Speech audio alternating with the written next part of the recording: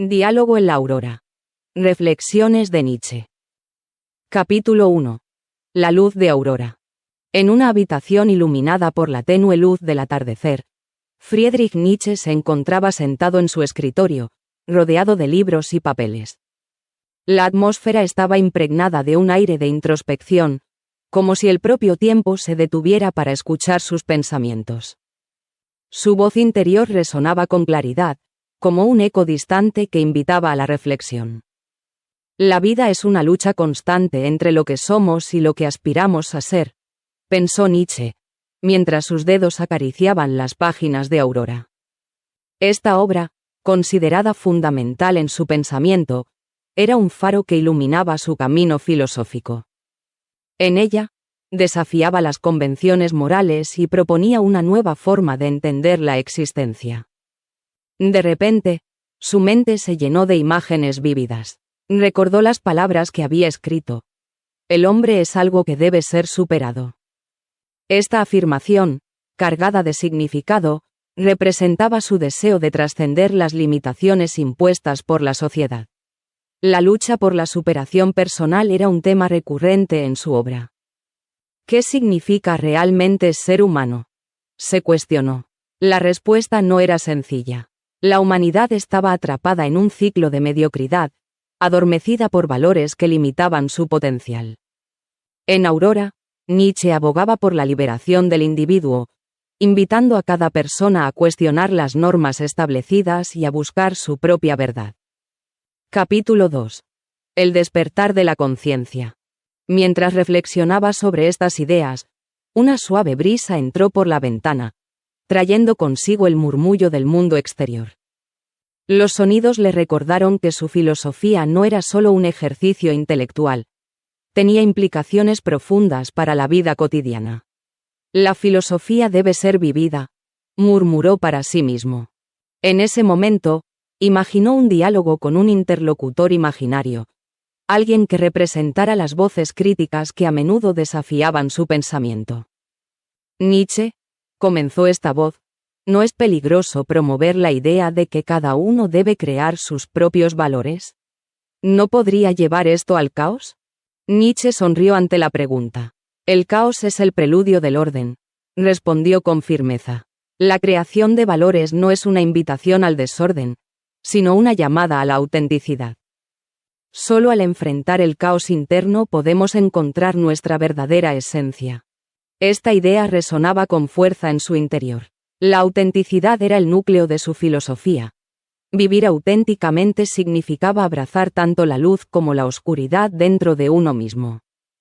En Aurora, Nietzsche exploraba cómo los valores tradicionales habían sofocado esta autenticidad y cómo era necesario desmantelar estos cimientos para construir algo nuevo. Capítulo 3. La moral como construcción social. A medida que continuaba su reflexión, Nietzsche se adentró en el tema de la moralidad. La moral no es un don divino, pensó con intensidad. Es una construcción social diseñada para controlar al individuo. En Aurora, argumentaba que los valores morales eran herramientas utilizadas por aquellos en el poder para mantener el orden y la sumisión. ¿Y qué hay del amor y la compasión?, interrumpió nuevamente su interlocutor imaginario. ¿No son estos valores universales? El amor y la compasión son hermosas ilusiones, contestó Nietzsche con pasión. Pero incluso estas virtudes pueden ser manipuladas. Lo que llamamos amor a menudo es solo un reflejo del deseo de posesión o control. Esta perspectiva radical lo llevó a cuestionar incluso los sentimientos más profundos. ¿Cómo podemos confiar en nuestras emociones si están tan influenciadas por las estructuras sociales?, se preguntó mientras sus pensamientos fluían como un río caudaloso. Capítulo 4. El superhombre y el futuro. En este contexto, Nietzsche comenzó a vislumbrar la figura del superhombre. Un concepto central en su filosofía. Este individuo no estaba atado a las convenciones ni a las limitaciones morales impuestas por la sociedad. Era alguien que había trascendido lo humano para convertirse en creador de sus propios valores. El superhombre no es un ideal inalcanzable, reflexionó con determinación.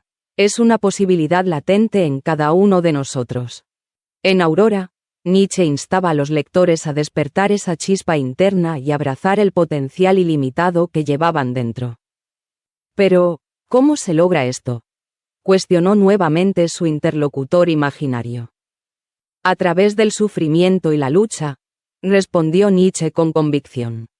El dolor es un maestro severo pero justo. Nos empuja hacia adelante y nos obliga a cuestionar nuestras creencias más arraigadas. Cada desafío enfrentado se convertía en una oportunidad para crecer y evolucionar. Capítulo 5. La eternidad del retorno.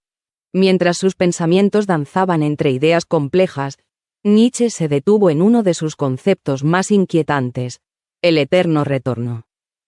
Imagina vivir tu vida una y otra vez exactamente igual, se dijo a sí mismo. Esta idea era tanto aterradora como liberadora. Planteaba una pregunta crucial sobre cómo vivimos nuestras vidas. Si tuvieras que repetir cada elección eternamente, ¿seguirías haciendo lo mismo?, meditó profundamente. Este dilema existencial desnudaba las elecciones humanas y revelaba la importancia de vivir con intención y autenticidad. Con cada palabra escrita en Aurora, Nietzsche sentía cómo sus ideas cobraban vida, resonando con verdades universales que desafiaban al lector a mirar más allá de lo superficial. Capítulo 6. La crítica a la religión. Mientras la noche se adensaba, Nietzsche sintió que su mente se iluminaba con nuevas ideas. La crítica a la religión era un tema recurrente en su obra, y en Aurora, sus palabras se volvían afiladas como cuchillas. La religión es un refugio para los débiles, pensó. Un sistema que promueve la sumisión en lugar de la autoconfianza. En su diálogo interno, la voz crítica regresó. Pero, ¿no es la religión también una fuente de consuelo y esperanza para muchos? El consuelo es un velo que oculta la verdad, replicó Nietzsche, su voz interior resonando con fuerza. La esperanza, cuando se convierte en una expectativa pasiva, nos impide actuar.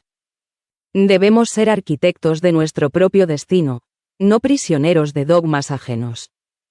La religión, en su opinión, había perpetuado una moralidad que limitaba el potencial humano. En Aurora, argumentaba que el cristianismo había promovido valores que negaban la vida y el deseo, llevando a las personas a vivir en un estado de culpa y resignación. La vida debe ser celebrada, no reprimida, exclamó en su mente, mientras sus pensamientos se entrelazaban con la pasión de un filósofo comprometido. Capítulo 7. La voluntad de poder. A medida que sus reflexiones se profundizaban, Nietzsche se encontró con uno de sus conceptos más intrigantes: la voluntad de poder. Este principio no solo era una descripción del impulso humano hacia el dominio y el control, sino también una afirmación de la vida misma. La vida es lucha, pensó. Es un impulso constante hacia la superación. Su interlocutor imaginario interrumpió nuevamente. ¿No es esta idea peligrosa? Puede llevar a la opresión y la violencia. La voluntad de poder no es sinónimo de dominación, aclaró Nietzsche con firmeza. Es el deseo de crecer, crear y trascender. Es el motor detrás del progreso humano. En Aurora, enfatizaba que cada individuo debía abrazar esta voluntad para alcanzar su máximo potencial. La vida sin lucha es una vida sin sentido, reflexionó. Cada desafío enfrentado era una oportunidad para manifestar esa voluntad y forjar un camino único. Capítulo 8. La importancia del individuo. En este punto de su meditación, Nietzsche volvió a centrar su atención en el individuo. La sociedad, pensó, a menudo sacrificaba al individuo en nombre del bien colectivo. El individuo es el verdadero héroe de nuestra historia, afirmó con convicción. Pero, ¿no necesitamos también la comunidad?, cuestionó su voz interna. La comunidad debe ser un espacio donde florezca el individuo, respondió Nietzsche. En Aurora, abogaba por una sociedad que celebrara las diferencias y permitiera a cada persona brillar con luz propia. La verdadera fuerza de una comunidad radica en su capacidad para nutrir a sus miembros, no en homogenizarlos. Capítulo 9. El arte como expresión vital. Mientras sus pensamientos fluían como un río desbordante, Nietzsche también reflexionó sobre el arte y su papel crucial en la vida humana. Para él, el arte era una manifestación de la voluntad de poder. Era la forma más pura de expresión individual. El arte nos permite trascender lo cotidiano, pensó. Su interlocutor imaginario intervino nuevamente. ¿No crees que el arte también puede ser utilizado para manipular? Ciertamente, asintió Nietzsche, pero eso no disminuye su valor intrínseco.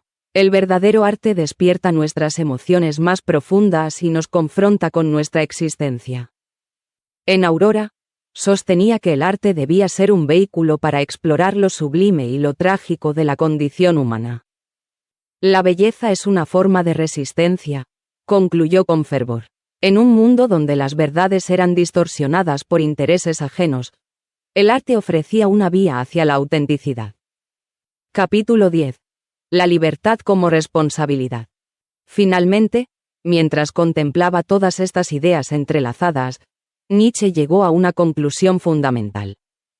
La libertad no era solo un derecho, era una responsabilidad. Ser libre implica asumir las consecuencias de nuestras elecciones, pensó con determinación. Su voz interna resonó con fuerza. ¿Estamos realmente preparados para esa carga?